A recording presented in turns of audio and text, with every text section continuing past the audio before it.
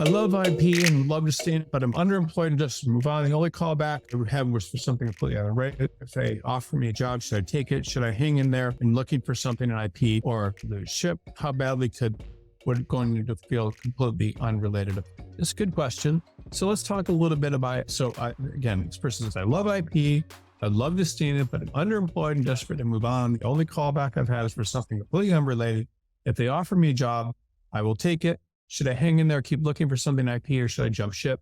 How badly would going in a completely unrelated field affect me? Okay, so IP, I want to tell you a couple things about IP. So in IP, you typically have, I'll just tell you, trademark, then you have patent, hard science, which is like physics and stuff. And then you have there's patent prosecution, hard science. And then you have life science, which is biochemistry. Then you have hard science, which is going to be electrical engineering. And this is actually interesting for you. I just want to show you because this may save you your freaking career, what I'm going to tell you right now. Patent, then you have patent lit, which is the same thing. You have hard science and soft science. I guess I would just say IP lit. And then I guess you could say, sorry, I'm excited. We're having a rainstorm here in Los Angeles. We haven't had one of those years. Or not years, months. Okay, it's patent litigation. Then you have, what else do you have? And then you have licensing. Okay, so then you have, then you have, I want to make sure everyone understands the landscape of IP because a lot of people want to go into it and they don't know what the hell's going on. Then you have people, bachelor's degrees in sciences. Then you have people with sciences or computer, or et cetera. I would say, or sciences could be sciences, math. You have people with masters, PhDs, and then you have people admitted to the patent bar, which I'm not even going to explain to people how you have to do that, but you have to basically in the science, then not admitted.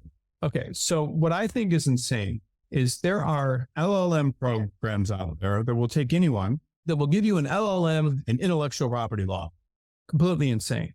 So let's talk about IP for a minute, and if that's a good fit for you, because I had no idea who you are or what you're doing.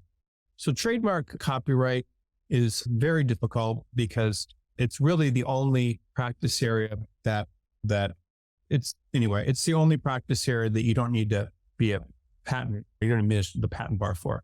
And you also have transactional litigation. But the problem with trademark and copyright is they're non-transactional, which should be litigation.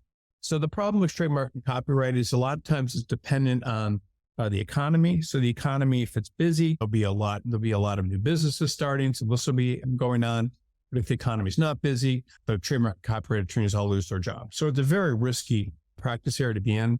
And the litigation can be steady in some firms, but in others it can't. Trademark and copyright is a very difficult thing. The other thing is that most fees are in this practice area are piecemeal. So meaning someone does a trademark or copyright or a trademark, they might charge them $1,000 or whatever, and then they renew it. But it's very difficult for attorneys to make a living in trademark and copyright. There's not a lot of work in big firms. It's just a very difficult thing, and it's not impossible, but it's extremely difficult to have a career doing that. There are people that do, but it's very difficult.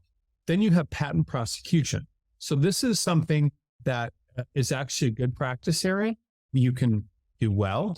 There are almost always jobs for people that do this because it's very complex. It takes a lot of education. The work is hard. It requires a lot of concentration when you're doing it.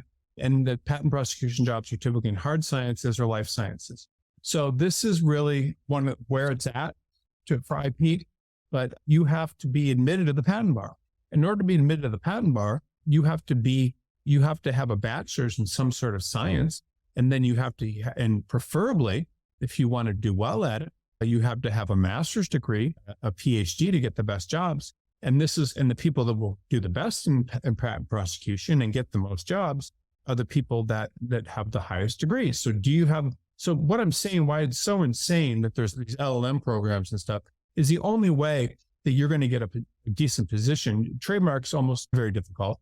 Patent prosecution is very difficult because you have to have all these degrees, and then you will be graded throughout your career based on if you have a master's or PhD. So a lot of times, life science is the hardest. Firms will we're not hiring anybody without a PhD in this bio or chemistry or whatever. So if you don't have a PhD, you're SOL. And then you have patent litigation. So patent litigation is also the companies want people to be admitted to the patent bar and also have a master's or PhD now. So there's certainly a lot of places you could do patent litigation without being in the patent bar, but a lot of people, a lot of big companies, they expect their patent litigators to have that. So this is how difficult it is to get into IP. You can't just say, I want to do IP. If you get into IP, you're going to be part of this whole class structure where the best attorneys are going to all be admitted to the patent bar, where if you're in the patent litigation, in order to get the best work, you're going to need to be in the patent bar and have some hard science. It's just very difficult.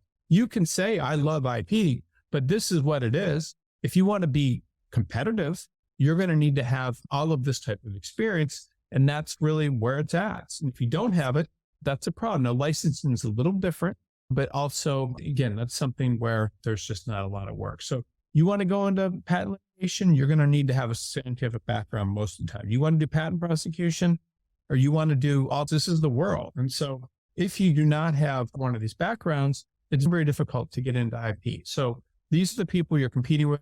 If you have that, then all patent prosecutors, if you get them into the patent bar, someone will hire you. It's very difficult work. A small firm can be. There's firms of 3 people in Aspen, Colorado that do patents for Microsoft and Amazon. It doesn't matter. You can always get a patent prosecution job. Trademark is very dependent on the economy. That the work is piecemeal so it's very difficult for firms to have ongoing work where they can pay you. And then most of this whole IP world is dominated by people with degrees in these sciences and PhDs and stuff. So all I'm saying is anybody that wants to go into IP should know this is the world they're getting into. And if you can't compete with these degrees and stuff on this level, it's probably not a good career decision. I'm not saying that to be mean. I'm not saying that to ruin your dreams, but I've seen so many people that come out, I want to be an IP, and they don't. That would be me saying, what would be an example? Yeah, I want to play, example, I want to fly commercial airliners. Yeah, I could probably learn how to do it, but I'm going to be competing with people that were in the Navy and have more hours, were in the Air Force and were able to, you have to go into something where you're going to be competitive as all. And I'm not trying to be rude. I'm just saying this is the world. And so if you don't have that, that can be very hard. Now there are patent litigators and things that file suits don't have these degrees. So it's definitely possible, but okay, sorry, talking about IP that way. If you want to ask a follow-up question, I'm happy to answer that too. It's important to understand what IP is.